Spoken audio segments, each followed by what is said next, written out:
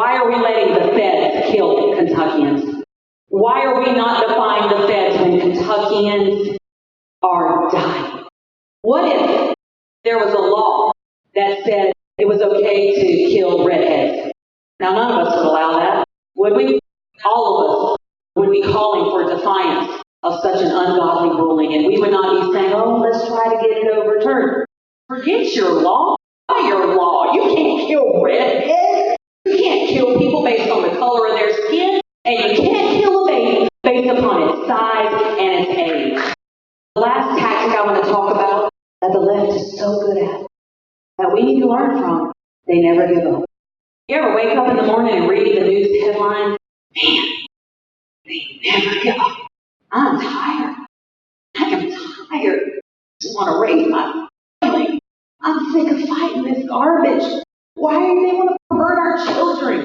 Why do they want pornographic sex education in our schools? God, I'm tired.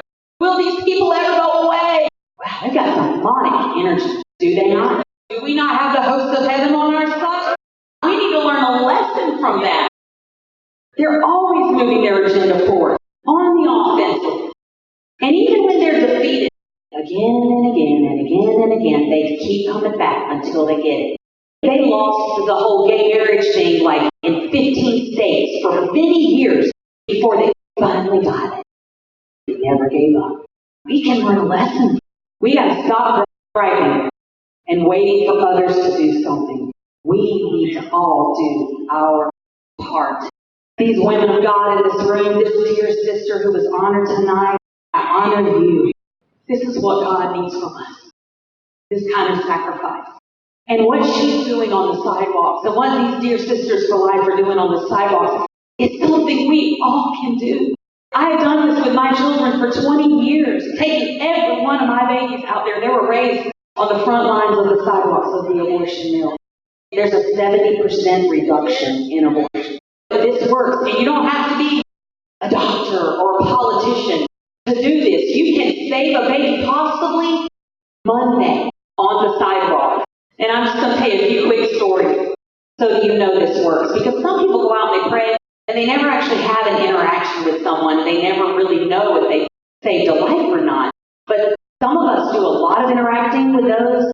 Sometimes it depends on the clinic, too, like how far you are from the ladies or from people driving in. I just want you to know that this works. One time a man pulled her in. She goes in, and then he drives off. She comes running out north on the sidewalk. She says, help! I don't want to do this. He's forcing me to do it. He was her pimp. And she's a broken woman. And we love broken people, don't we? We don't judge them. We don't hate them. We love them. We're called to be the hands and feet of Jesus to them, and scooped her up and gave her a baby gift for her baby that she was choosing life for, and got her in her car and rushed her to her mom's house for safety and exchanged cell phone numbers and kept in touch with her. And that baby's alive. One time, this beautiful red-headed woman, her fiance dropped her off.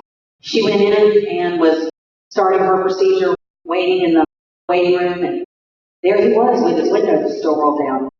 When the boyfriend's windows are rolled down, you got a golden opportunity. Because they can go back in again. And so I began to minister to this man. I tried everything I could think of for 15 minutes. I tried moral arguments and legal arguments and everything I could think of. He's still hard. He was saying, she's the one who wants the abortion, not me. This is what she wants to do. How do you know that when she showed that positive pregnancy test to you, that when she saw that look of disappointment or fear in your eyes, that she didn't feel this was her only option? Did y'all ever even have a conversation about it? A real conversation? They were engaged to be married. This is what they were starting their lives with. The murder of their child. I said, come on, man, be a hero. Get your baby out of there. He said, no, she's the one who wants to abort. I said, okay, try me. He texted her. She bolted out of that building. That baby is alive because the people of God were available. All you have to do is just make yourself available. All you have to do is just show up. I don't know what to say to him either. I don't have any special powers. I don't know what to say. I'm trusting God to give me the words just like you're going to be trusting God to give you the words. And get you the words, doesn't he, sisters? I was not the activist mommy.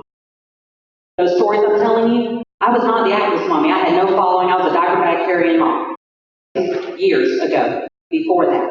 So I just want you to know this is something all of us can do and should do. Please get out there. Please just make yourself available. And I know a lot of you probably do go out. Raise your hand if you go out to the clinics and pray. Awesome. The last reason I want to say we've got to get involved, got to get more involved in this fight to end child sacrifice, is because our children are watching. Our children are watching. Our children should not see us peacefully coexisting with child sacrifice. They will learn what is evil by watching mommy and daddy fight evil. My kids are not uninterested bystanders in this ministry. I'm telling you, when I want to sleep in on Saturday morning, they are by my bedside waking me up saying, Mom, come on, get out of bed. Let's go to the abortion clinic. They are all in this fight. They're not addicted to Xbox and Fortnite. Who gives a rip about Fortnite when you go rescue a baby? These moms who chose life. Who cares about that other worldly stuff? This is addictive. This is the right kind of addiction. When abortion, just like slavery, is outlawed today, and it was unthinkable at one time that it would be outlawed. When abortion is outlawed, and it will be, what will you tell your children when they ask you, Mom, Dad, you mean they actually babies over there on West Street? Like, they murdered them in cold blood and like threw them in trash cans? What were you doing about it? You mean like you were going to work? And they were killing babies on Jones Street? You guys went to church inside a building and prayed and sang songs and they were killing babies every day? What were you doing, Mom and Dad? You don't want to say, I voted Republican every 4 years. It's going to be embarrassing. God needs more from us. This is the 11th hour in our nation. The judgment of God looms over us. Didn't Jesus say that if we lose our saltiness, that we would be trampled underfoot of men? Don't you feel trampled sometimes when you can't bake a cake or refuse to bake a cake or refuse to do flowers for a same-sex wedding? I'd say we're being trampled underfoot, and I'd say it's the judgment that we deserve. We can turn that back. We can through obedience and through repentance. My daughter Hayden, my 6-year-old daughter, asked my daughter, Anna, can you wave your hand? This is my beautiful daughter. Anna works with me and serves me in the ministry, does such an amazing job. We were outside an abortion clinic one day. My little daughter Hayden asked Anna, she said, why don't we just go in and get the babies? Why can't we just go in and get them? And of course, it was a good question. And broke our hearts. We had to explain to them that mommy would go to jail and then I wouldn't be able to be their mommy. They get it. They get it. When we can't, they get it. And a little child shall lead them. I like what my friends, the Venom brothers, say. The problem is not the presence of darkness in the world. It's the absence of light. We moan about the darkness and we curse the darkness, but how much light are we being on a day in and day out basis? Our nation suffers from a terminal sickness. It's not poverty. It's not pollution. That sickness is sin. Politics is not going to save us from that. The president's not going to be able to save us from this sickness. Money won't save us. Thriving economy, technology won't save us. God wants to use us, the body of Christ, to bring healing to our nation. Repentance will save us. And what is awesome is that we have the God of heaven on our side to give us victory. Thank you so much.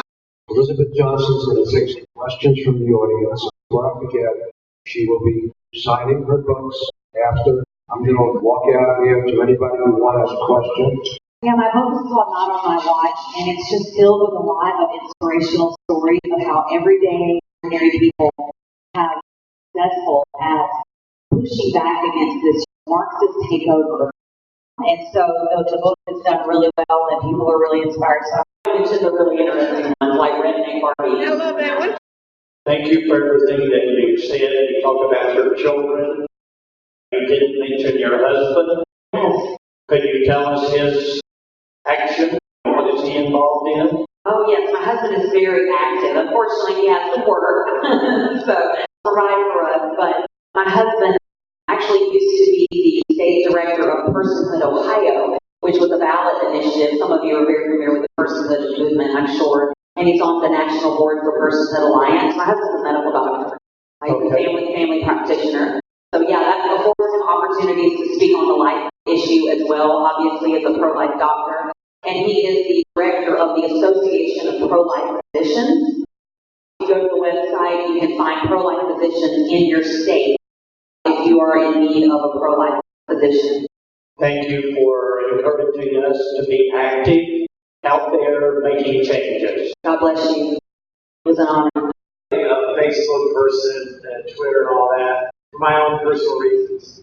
But you just happened to mention that you're up against a wall, so to speak, with the intimidation that goes on at the ivory towers of Facebook, etc. What are you going to do? Are you going to just keep fighting? The American people, they're at the mercy of these entities and waiting for like Congress to act. And I know that there's Josh Hawley in Missouri, the newly elected senator there, that has wonderful legislation prepared to be instituted. That's going to take months to get voted on to make them stop being so dictatorial, conservative groups, their viewpoint. So what do you propose that something be done in immediacy so that voices are not stifled? It's a shame that conservative alternatives have not really become very popular. I participated with some of them, such as Gab.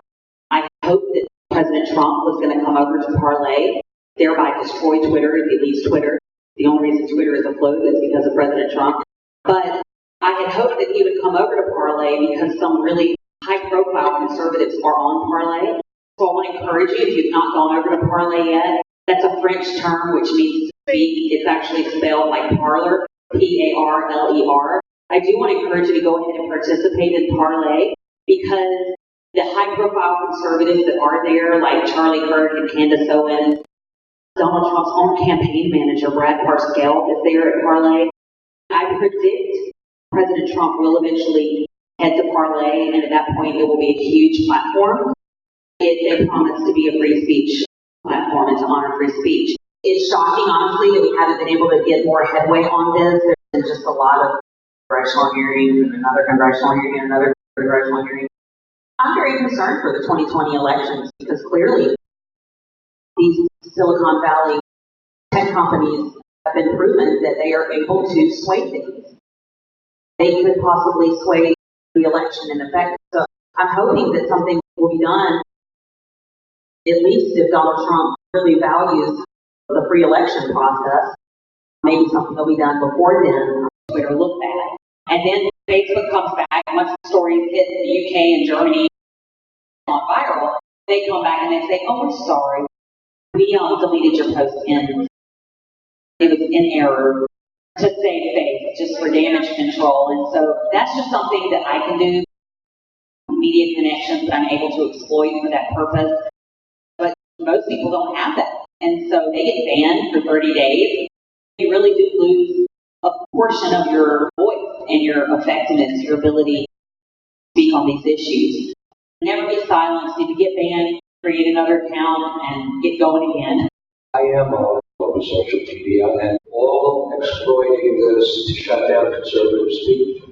And they label it hate speech. They've got all these great rules, and they'll shut down accounts, suspend accounts, while you have violence, pornography, and the left is threatening to kill people. Those accounts stay on it.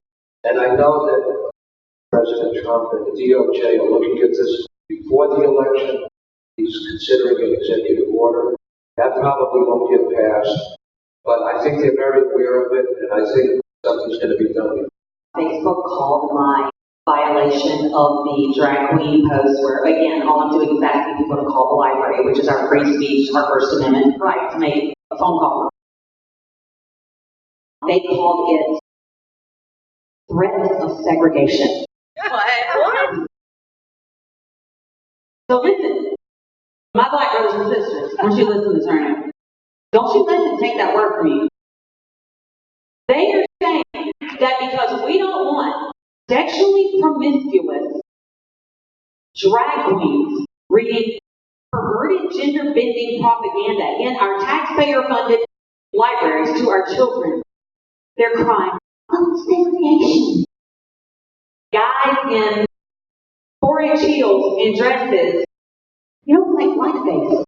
It's like wearing blackface, is it not? It's misogyny against women. You can't put makeup on and high heels and say you're a woman. There's a lot more to this than makeup and high heels. One of those things is called a uterus, and you don't have one. And so you can't cry segregation. So y'all get busy preaching that message.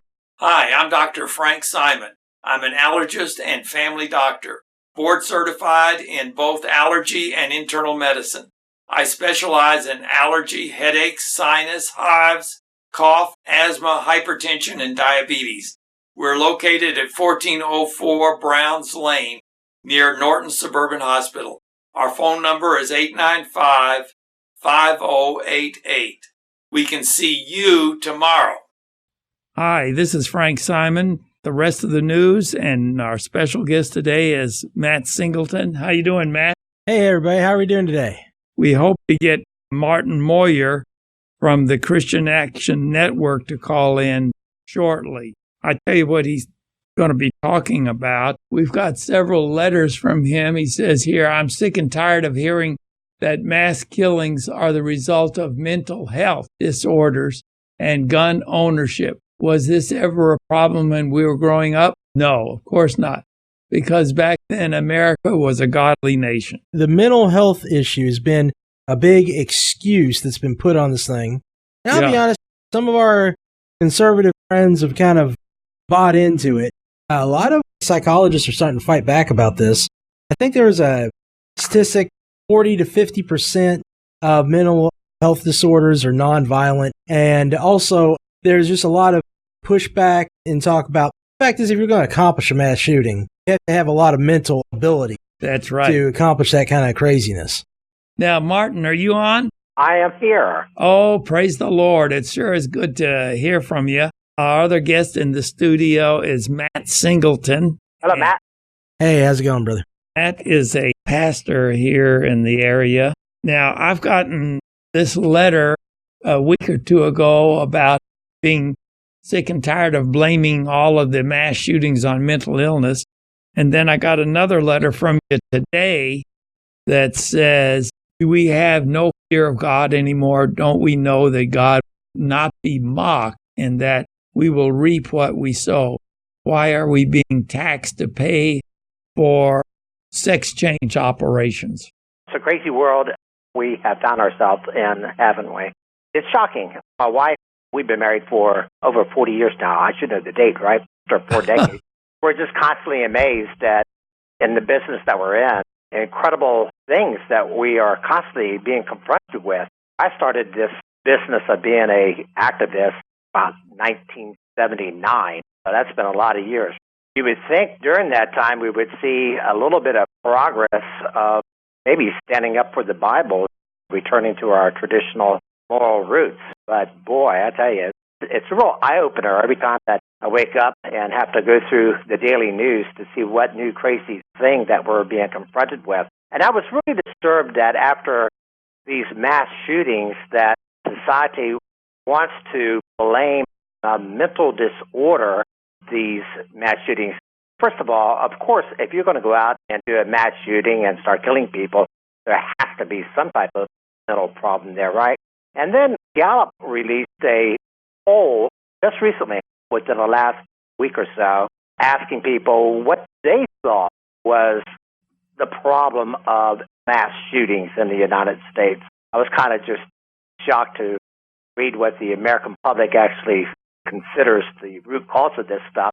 83% believe that it is the failure of mental health system to fight individuals. Okay, so first of all, you got a guy there that's going to do a mass shooting, kill a whole bunch of people. It's not really his fault. It's his mental health problems.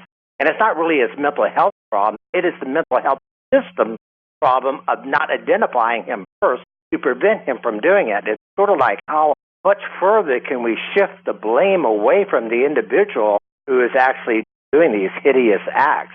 We can scratch our heads as much as we want and try to come up with some type of band-aid treatment to resolve these senseless killings, but the answer is pretty simple if you ask me. Our country's abandonment of God, taking him out of our public lives and our private lives, because no one who is a true believer in the gospel would want to pick up a gun and just randomly start killing dozens of innocent people. Martin, the thing that hits me is not only, especially when we deal with these situations, it's not only the fact that there is a atheism or a lack of belief in God. The thing that scares me is not atheism, but asatanism. Lack of belief in the devil, a lack of acknowledgement of evil. That doesn't take away the existence of the devil. I was just doing a little personal research on the topic, but you find a lot of mass killers or whatever you want to call them, really terrorists, but you find a lot of these people associated with Satanism. Klebold and Harris or Kip Kipling, the shooter out in Florida, or the one here recently over in Ohio. All these people have been associated with Satanism. Meanwhile, there's a lot of churches that are being persecuted through this. There was a church out in Tennessee a couple of years ago. Dylan Roof did a shooting at Methodist Church out in, was it South Carolina? In Texas, there was a atheist shot, killed about 30 Christians at a church.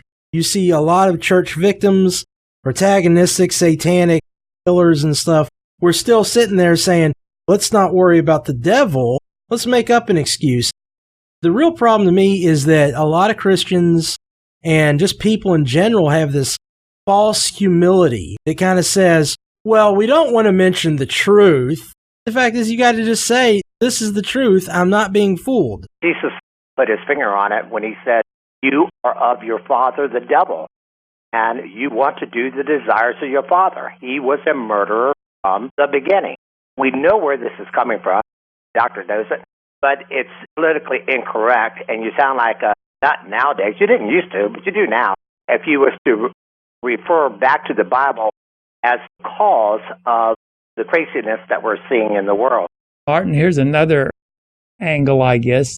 Every year we put out a voter guide for the elections, and we're getting ready to put it out again, get these free voter guides.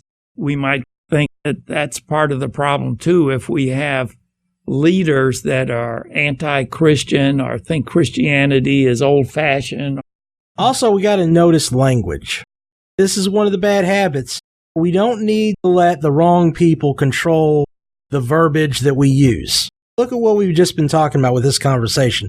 They say, okay, massive killers, they're crazy. And then they say, but if you're on the right, you're crazy. There's a lot of this word games and word associations to villainize us, justify persecuting us by confusing the language. And we got to stop that, use the proper language, and let them start to use real dictionary for once. It was back in 1962 that the Supreme Court kicked prayer out of the school.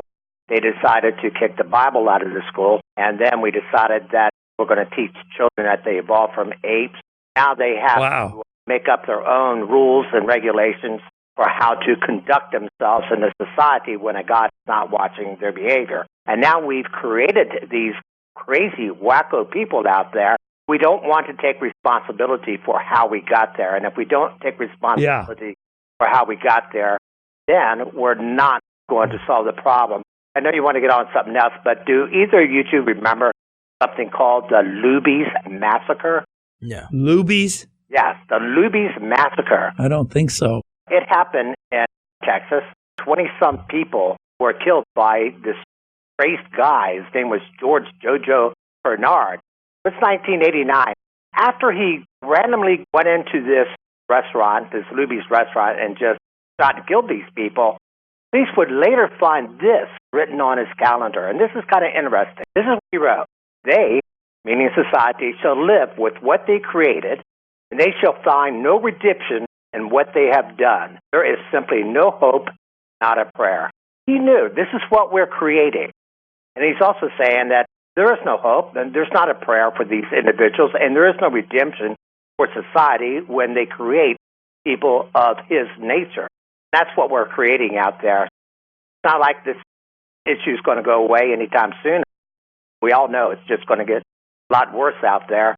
We have no real solution for it, and we want to throw something out that makes us feel safe, that makes us sleep at night and say, it's just a mental disorder. Now, if these healthcare professionals can scour the millions and millions and millions of people in the United States and find out who has that mental disorder, and we can start treating them, then we can all feel safe again to go to a concert, we can go to a church.